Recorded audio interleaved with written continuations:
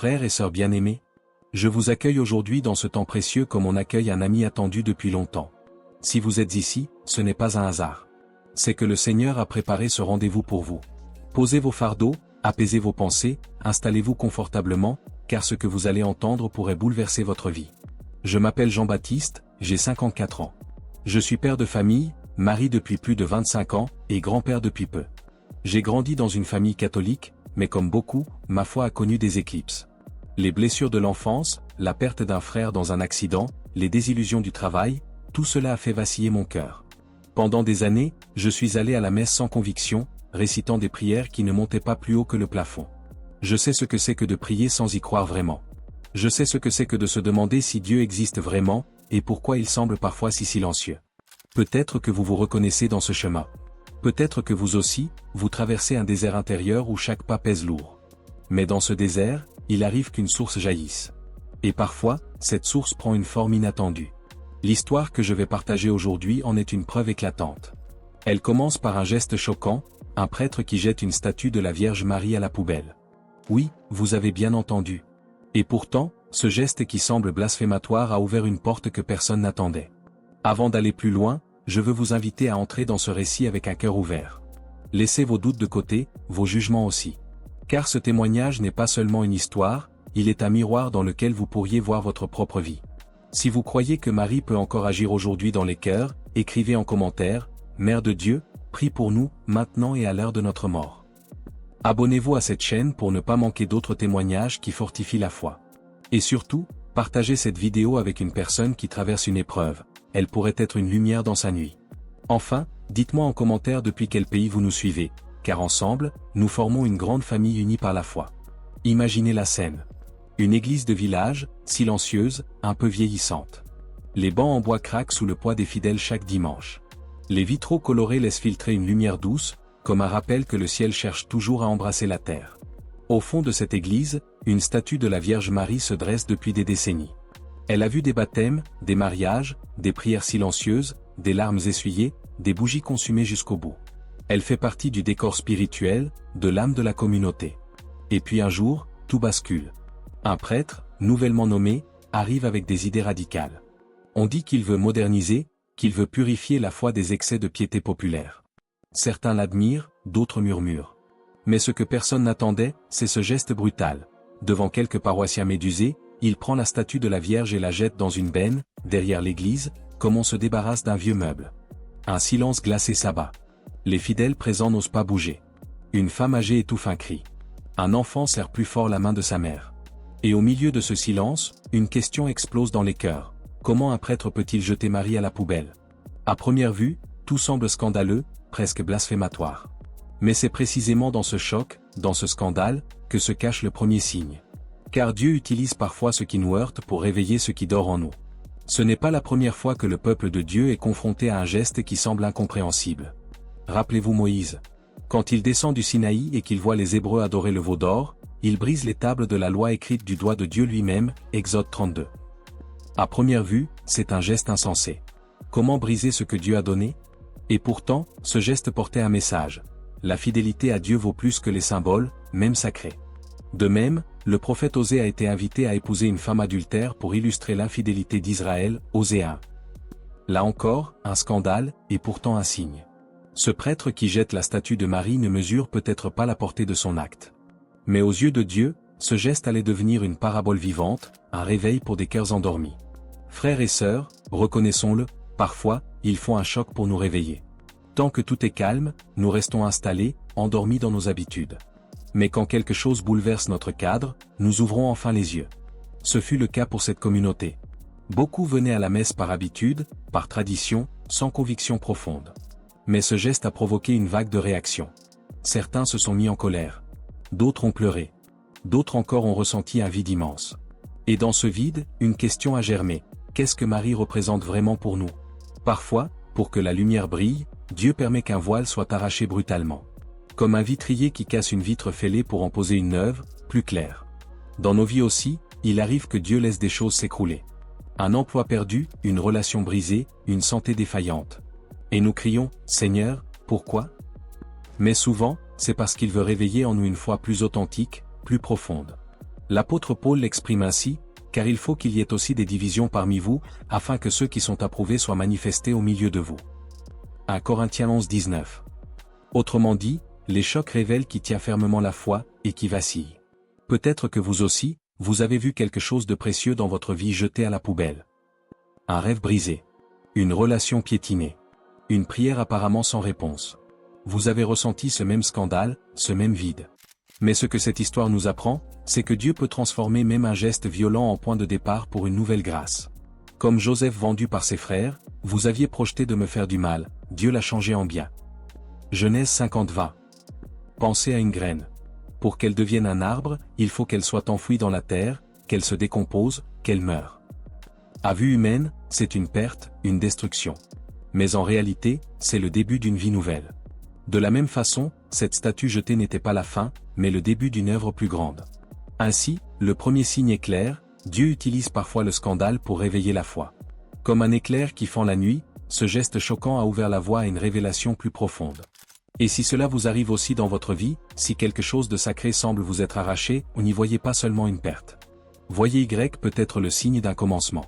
Quand tout semble perdu, quand la foi est piétinée comme un objet sans valeur, c'est souvent là que Dieu écrit ses plus grandes histoires. Après le choc, le silence. Mais un silence chargé. Les cœurs lourds, les yeux embués. Dans cette petite paroisse, ce geste du prêtre n'a pas seulement renversé une statue, il a ouvert une plaie dans les âmes. Les fidèles qui depuis des années venaient déposer une bougie aux pieds de Marie, qui s'agenouillaient devant elle dans leur souffrance, ont ressenti comme une amputation spirituelle. Une femme, Anne, veuve depuis 10 ans, s'approche timidement de la benne derrière l'église. Elle y retrouve la statue, renversée, salie par la poussière et les détritus. Elle tombe à genoux. Et là, les sanglots jaillissent. Pas seulement des larmes de tristesse, mais des larmes de supplication. Son cri s'élève comme une prière que rien ni personne ne peut retenir. Sainte Vierge, toi qui as pleuré au pied de la croix, aide-nous à ne pas perdre la foi. Ces larmes, mes frères et sœurs, sont devenues un tournant. Car ce que le prêtre croyait avoir détruit, Dieu allait le transformer en source de prière. Les larmes sont un langage universel. Même quand les mots nous manquent, les larmes parlent à Dieu. Tu as compté mes pas errants, recueille mes larmes dans ton outre, ne sont-elles pas inscrites dans ton livre? Psaume 56, émoticône n'en croyant pas ses yeux. Lorsqu'Ézéchia, le roi de Juda, reçoit l'annonce de sa mort prochaine, il pleure amèrement devant Dieu. Et le Seigneur répond, j'ai entendu ta prière, j'ai vu tes larmes, voici, j'ajouterai 15 années à tes jours. Ésaïe 38-5.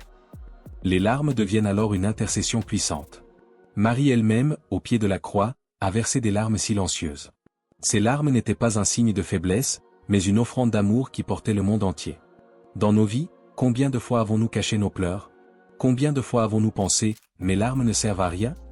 Et pourtant, elles sont souvent le langage le plus authentique de notre foi. Car c'est dans les larmes que nous cessons de jouer un rôle, que nous cessons de prétendre être forts. Nous nous présentons tels que nous sommes, fragiles, brisés, mais vrais. Les premiers chrétiens le savaient. Dans les catacombes de Rome, on a retrouvé des fresques représentant Marie en prière avec des larmes sur son visage. Comme pour dire, là où les hommes voulaient éteindre la foi, elle s'est exprimée avec plus de force, par des larmes. Dans la paroisse, après le geste du prêtre, ce ne sont pas seulement des individus isolés qui ont pleuré. Petit à petit, les fidèles se sont rassemblés autour de la benne, les uns après les autres. Certains priaient à voix haute, d'autres pleuraient en silence. Mais tous formaient une seule voix, un seul cœur. Et c'est là un deuxième signe, les larmes qui s'unissent deviennent prières communautaires. Comme au Cénacle, quand les disciples étaient tous ensemble dans le même lieu, acte 2:1, l'Esprit Saint agit avec puissance là où les cœurs s'accordent dans la douleur et l'espérance. Vous aussi, peut-être que vos larmes sont devenues votre seule prière. Peut-être que vous pleurez pour un enfant éloigné de la foi. Pour une famille divisée. Pour une maladie qui ronge votre corps. Pour une solitude qui pèse trop lourd. N'ayez pas honte de ces larmes. Dieu les recueille comme des perles précieuses. Et plus encore, lorsque vous pleurez avec d'autres, vos larmes s'unissent et deviennent une intercession puissante. Les larmes sont comme des gouttes de pluie. Une goutte seule s'évapore vite. Mais des milliers de gouttes forment un ruisseau, puis une rivière, puis un torrent capable de transformer un paysage. De même, une larme peut sembler faible. Mais quand une communauté entière pleure et prie ensemble, c'est un fleuve de grâce qui se déverse. Souvenez-vous d'Anne, la mère de Samuel. Elle pleurait amèrement devant le Seigneur parce qu'elle était stérile. Et c'est dans ces larmes que naquit une prière qui donna à Israël l'un de ses plus grands prophètes, 1 Samuel 1.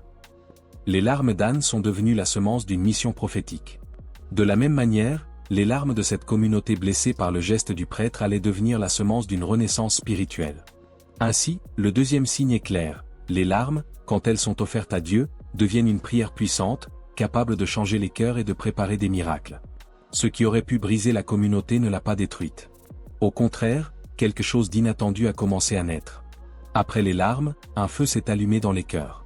Un feu que personne n'avait vu venir point le geste brutal du prêtre avait provoqué un sursaut.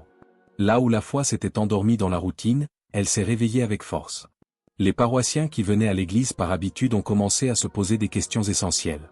Qui est Marie pour nous? Pourquoi prions-nous à ses côtés? Quelle est la place de la Mère de Dieu dans notre vie spirituelle? Et c'est ainsi qu'un renouveau inattendu est né. Dans la Bible, le peuple d'Israël a souvent connu ce paradoxe, c'est dans l'épreuve que la foi renaît avec plus de vigueur. Lorsqu'ils étaient dans le désert, après la sortie d'Égypte, c'est là que Dieu leur a donné la manne, Exode 16. Lorsqu'ils ont été exilés à Babylone, c'est là qu'ils ont redécouvert la force de la prière et de la fidélité à la loi, Daniel 1. Ainsi, ce qui semblait une perte ou la statue de Marie jetée ou a été en réalité une semence de renouveau. Car comme dit l'apôtre Paul, nous savons, du reste, que toute chose concourt au bien de ceux qui aiment Dieu. Romains 8, 28. Même les gestes les plus choquants peuvent être retournés par la main de Dieu pour produire un fruit inattendu.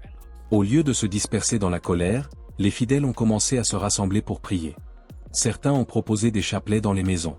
D'autres ont organisé des veillées. Les jeunes, qui jusque-là restaient en retrait, ont commencé à poser des questions à leurs parents, à demander « Pourquoi est-ce si important de garder Marie près de nous ?» C'est là qu'on a vu un signe évident, la foi, qu'on croyait éteinte, était en réalité comme une braise cachée sous la cendre. Il a suffi d'un coup de vent brutal pour rallumer le feu. Frères et sœurs, parfois Dieu permet qu'un choc extérieur vienne ébranler nos certitudes pour réveiller une foi personnelle. Tant que tout va bien, nous croyons par habitude. Mais quand un événement nous bouscule, nous devons choisir, soit laisser notre foi mourir, soit la laisser renaître plus forte. Pierre lui-même a connu ce réveil. Après avoir renié Jésus 3 fois, il a croisé son regard et a pleuré amèrement, Luc 22, 62. Ce fut un choc, une humiliation.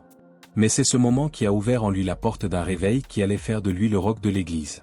Peut-être que dans votre vie, vous traversez une épreuve qui semble détruire votre foi. Une trahison, une perte, une injustice. Vous vous demandez, où est Dieu? Pourquoi permet-il cela? Mais regardez cette histoire, ce qui paraissait une attaque contre la foi est devenu le déclencheur d'un réveil spirituel. Cela peut aussi arriver dans votre vie. Dieu peut transformer votre nuit en aurore, votre désert en oasis, votre douleur en fécondité. La foi ressemble parfois à une lampe à huile presque éteinte. La flamme vacille, on croit qu'elle va mourir. Mais si on ajoute une goutte d'huile, elle repart de plus belle. L'épreuve, paradoxalement, devient cette goutte qui ranime la lumière. Dans cette paroisse, un jeune homme, Thomas, qui n'avait plus mis les pieds à l'église depuis des années, a entendu parler de l'incident.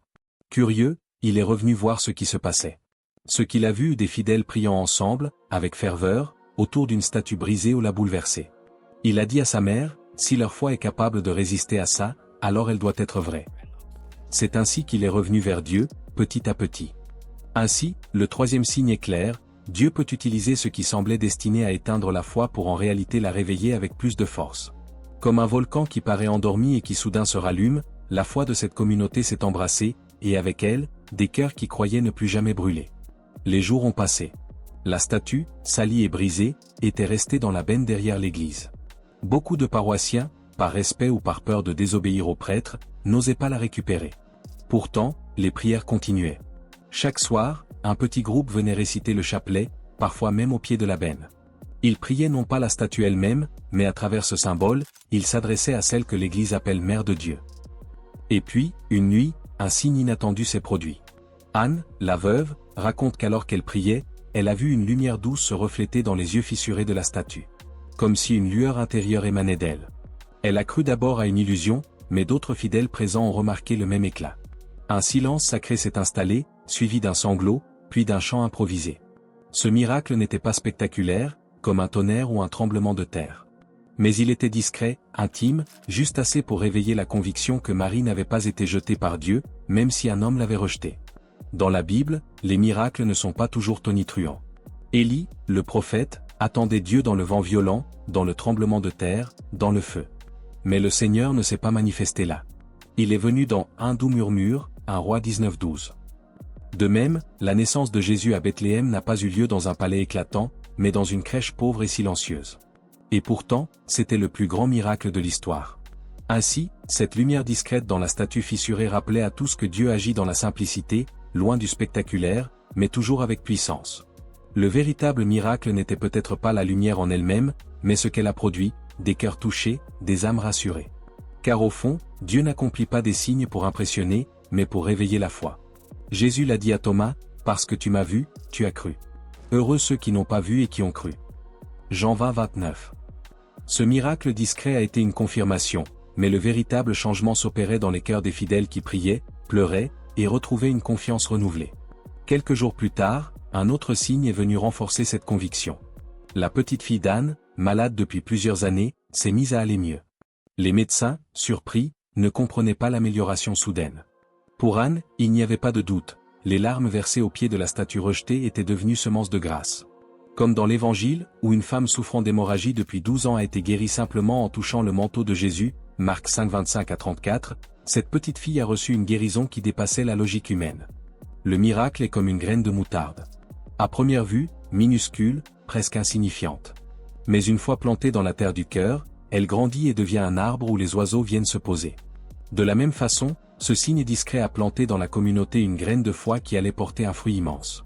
Frères et sœurs, combien de fois cherchons-nous des miracles spectaculaires? Nous voulons des éclats, des prodiges visibles, des preuves indiscutables. Et pourtant, Dieu agit souvent dans la discrétion. Une parole qui touche au bon moment. Une paix intérieure au milieu d'une tempête. Une guérison lente mais certaine. Une réconciliation inattendue. Peut-être que vous attendez un grand miracle, mais Dieu vous donne déjà de petits signes. Ne les méprisez pas. Car dans ces signes humbles se cache une puissance infinie. Souvenez-vous du miracle des pains. 5 pains et 2 poissons, si petits, si insignifiants face à une foule affamée. Et pourtant, entre les mains de Jésus, ce peu a nourri 5000 hommes, Matthieu 14, 17 à 21. De même, cette statue brisée, méprisée, est devenue le signe d'une multiplication de la foi. Ainsi, le 4e signe est clair, Dieu se manifeste souvent à travers des miracles discrets mais réels, qui transforment les cœurs bien plus que les yeux. Ce n'était pas seulement la lumière dans une statue, mais la lumière qui renaissait dans les âmes. Alors que la communauté continuait à prier autour de la statue brisée, un événement inattendu se produisit. Le prêtre lui-même, celui qui avait jeté la Vierge à la poubelle, commença à changer. Au début, il persistait dans son attitude froide, convaincu qu'il avait raison. Mais il ne pouvait ignorer les transformations autour de lui, les fidèles revenaient à l'église avec une ferveur renouvelée, des jeunes et des anciens retrouvaient la joie de la prière, et la lumière qui semblait émaner de la statue brisée attirait même les sceptiques. Un jour, alors qu'il passait près de la benne, il observa silencieusement la communauté rassemblée. Il vit Anne prier avec les larmes aux yeux, Thomas méditer et murmurer des prières avec une conviction nouvelle. Et dans ce moment de silence, son cœur s'ouvrit. Il sentit un poids tomber de ses épaules et une chaleur l'envahir. C'était la grâce qui opérait dans son cœur, malgré lui. La Bible regorge d'exemples de retournements spectaculaires. Le roi Saül, qui persécutait David, finit par reconnaître sa faute dans ses derniers instants, 1 Samuel 28 à 31. Même le plus endurci peut être touché par la lumière de Dieu. Le prêtre ne devint pas instantanément parfait, mais il commença à comprendre que sa décision humaine n'avait pas le dernier mot. Comme l'apôtre Paul, autrefois persécuteur des chrétiens, il découvrit que la grâce pouvait transformer un cœur fermé en un instrument de paix. Acte 9 mars 2022. Lorsque le prêtre invita timidement Anne et quelques fidèles à remettre la statue dans l'église, les réactions furent de stupéfaction mêlées de joie. Les larmes se mêlaient aux sourires, les chants reprenaient plus fort, et la prière collective devenait plus intense que jamais. Dieu avait transformé un acte de rejet en une leçon de persévérance et de foi. Il avait montré que même l'adversité humaine peut devenir un vecteur de sainteté. Pensez à un fleuve. Quand il rencontre un rocher, il ne disparaît pas, il s'écoule autour, contourne, et parfois finit par sculpter le rocher lui-même. Ainsi, les épreuves et les incompréhensions humaines ne détruisent pas la foi, elles la façonnent et la rendent plus solide. Le 5e signe est limpide. Dieu peut transformer ceux qui semblaient être des obstacles en instruments de sa grâce, surprenant tout le monde, même les plus sceptiques. La statue brisée est devenue un symbole vivant de persévérance, de foi et de miracles silencieux mais puissants.